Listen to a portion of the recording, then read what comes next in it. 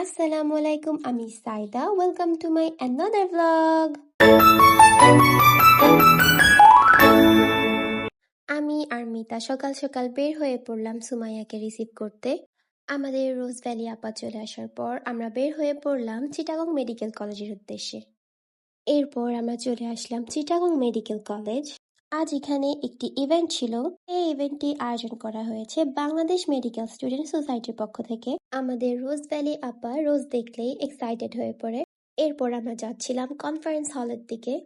মনে হচ্ছে আমরা খুব জলদি এসে পড়লাম। এরপর আমরা আইডি কার্ড রিসিভ করলাম। তারপর ছিল ব্রেকফাস্ট টাইম। তারপর শুরু হয় আমাদের ইভেন্ট। এটি ছিল Chittagong zonal clean care summit. এই ইভেন্টটির মূল ফোকাস ছিল hospital waste management. Clean care summit আমাদের জন্য বার্ন ম্যানেজমেন্ট অ্যান্ড সার্জিক্যাল সুচারের মতো ওয়ার্কশপের আয়োজন করেছিল।